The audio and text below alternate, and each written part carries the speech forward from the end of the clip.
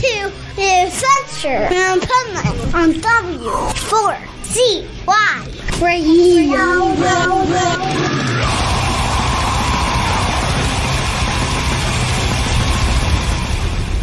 Wake up, America!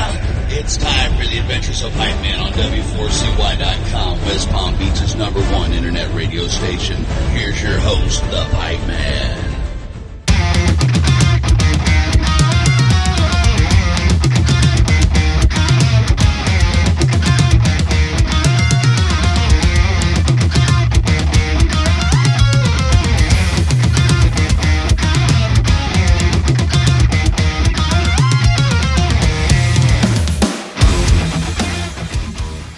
This is the Pipeman here on the Adventures Pipeman W4CY Radio. And I have our next guest who is, man, what an amazing musician and has some great music. I love when you can find somebody that really, is into the art of the musicianship itself. And that's who we have here.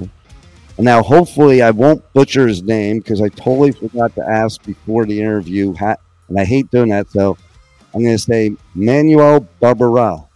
Close. It's Barbará, but my name's been butchered in more ways than you can possibly imagine. So I appreciate the effort.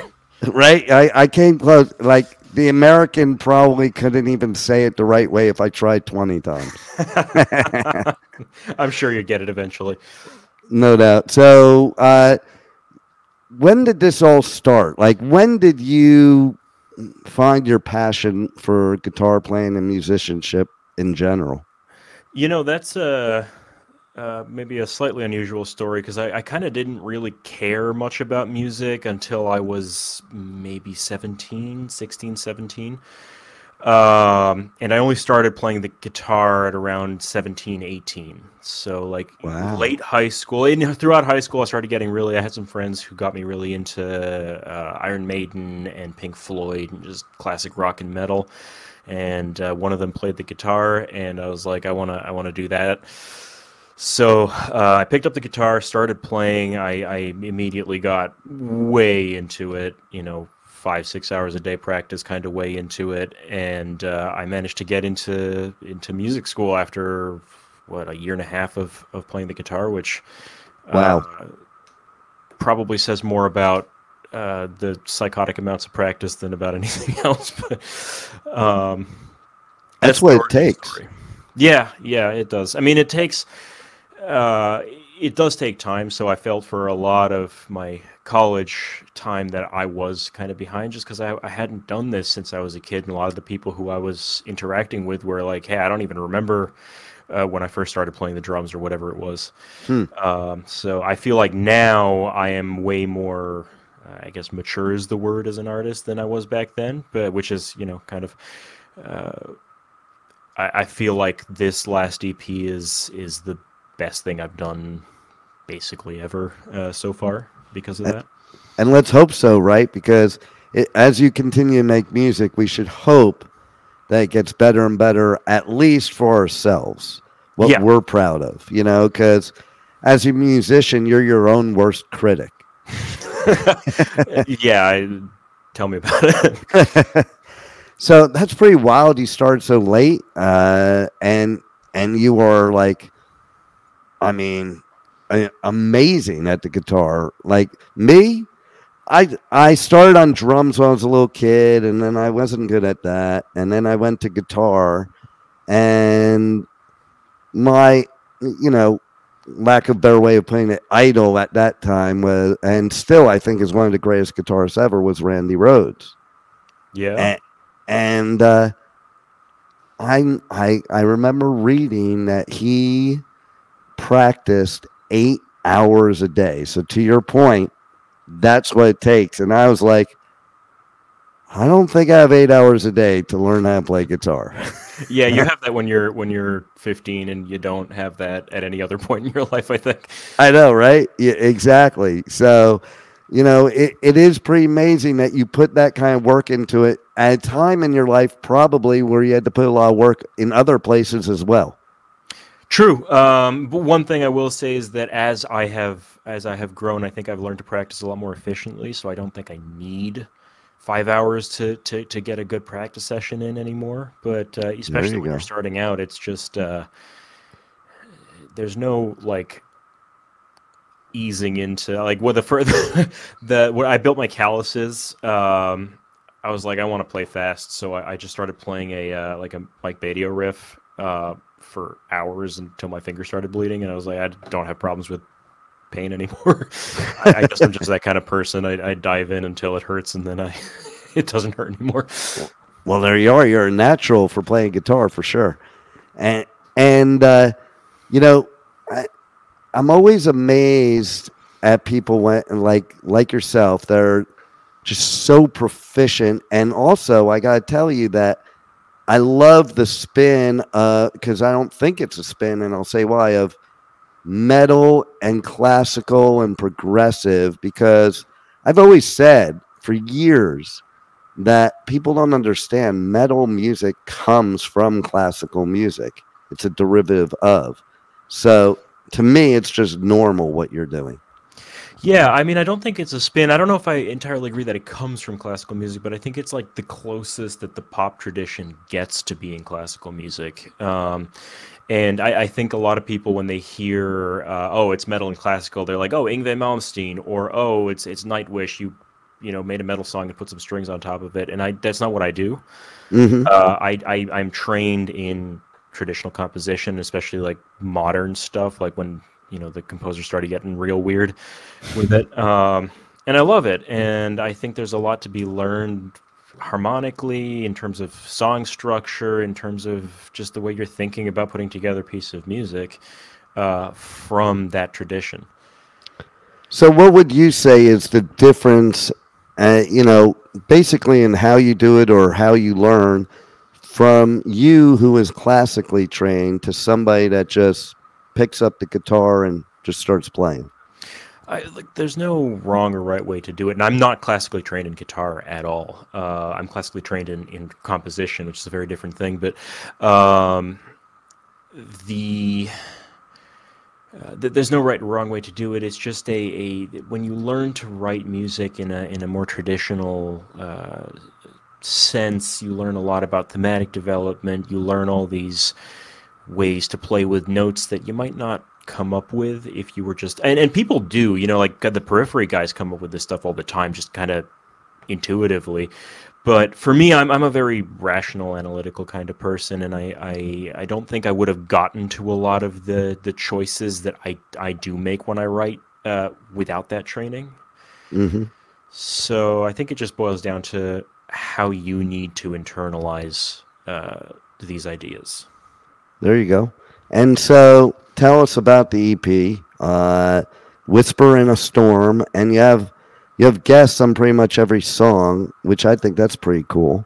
So tell us a little bit about it, and a little bit about what made you bring each guest for that specific song. Yeah, so it's 4 songs.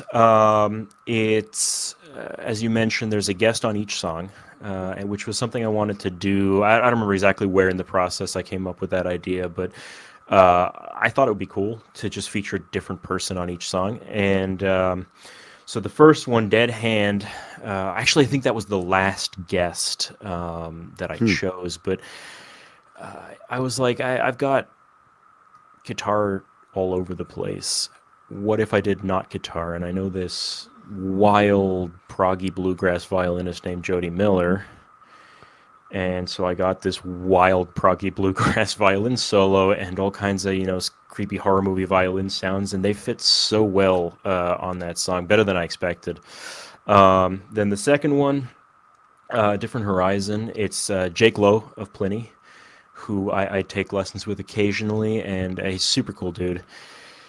And I just thought that the feel of the song would really fit his playing. I've loved Jake's playing since I first heard of Helix Nebula ages ago. But it's really frantic, and Jake has this really cool habit of taking really frantic things and then playing solos that make them feel a lot cooler than they are over top of them.